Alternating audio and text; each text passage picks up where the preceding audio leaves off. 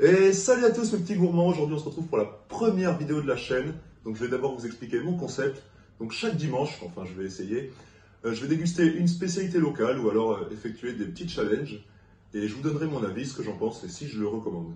Donc comme vous avez pu le remarquer, aujourd'hui la dégustation elle sera sur le thème de l'île Maurice avec une spécialité qui nous vient tout droit de cette somptueuse île. Alors ça s'appelle le napolitain. Alors qu'est-ce que c'est le napolitain? En fait c'est une spécialité 100% locale. Alors l'origine a été oubliée donc je ne pourrais pas vous expliquer un petit peu le contexte dans lequel ça a été créé. Mais c'est deux biscuits sablés dans lesquels on a mis de la confiture et qui sont souvent enrobés d'un nappage rose. Et ça a un peu l'allure d'un macaron. Donc ces napolitains sont souvent dégustés en famille et la tradition veut que lors de la fête de l'indépendance de Maurice, le 12 mars, les écoliers reçoivent chacun un napolitain.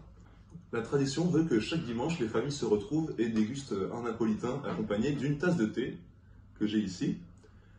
Et vous noterez en apercevant le napolitain que, contrairement à ce que l'on peut penser, ça ne ressemble pas du tout au napolitain rectangulaire italien comme on a l'habitude de déguster et que lui a commercialisé en France depuis de nombreuses années. Donc maintenant on va procéder à l'unboxing de ce napolitain. Donc je l'ai ici là, dans le sachet. Je vais vous montrer à la caméra. Donc à la caméra ça ressemble voilà, à un petit macaron, pas du tout au napolitain qu'on a l'habitude de voir, vous voyez. La texture c'est assez dur, quand j'appuie, regardez, c'est bon, ça faiblit pas trop. Donc maintenant on va procéder à la découpe. Donc alors, petite astuce, découpez-le à l'envers, sinon risque de craquelage entier et que ça se disperse partout, donc c'est pas hyper bien. Si votre mère vient de faire le ménage, excellent. Donc je vais procéder à la découpe.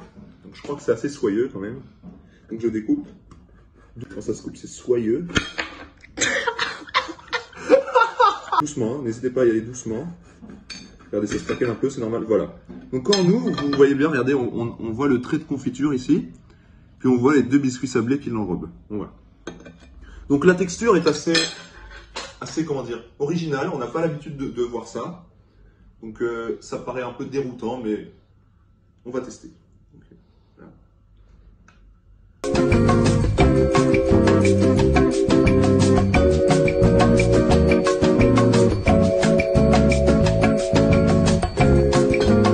Alors c'est pas mal. Un petit peu sec, donc je pense qu'il faudrait peut-être l'accompagner d'une sauce. Moi, c'est ce que je ferais, peut-être d'une sauce crème anglaise. Même si c'est pas dans la tradition, peut-être faire un nouvel ajout pour le rendre encore plus savoureux. Alors c'est pas mal, on sent bien la confiture. On a ce petit goût de fraise qui ressort. Comment dire, le biscuit sablé est pas mal, un petit peu sec comme j'ai dit. Et puis le glaçage est pas mal, il craque bien en bouche, il fond bien dans la bouche, donc c'est agréable à manger.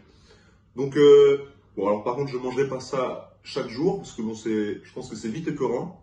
Ça suffit. Le thé à côté fait bien l'accompagnement, c'est très bien.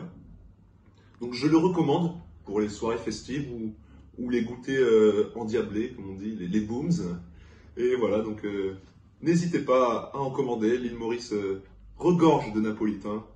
Et voilà, et nous, quant à nous, on se retrouve pour une nouvelle vidéo dimanche prochain. Et d'ici là, dégustez bien.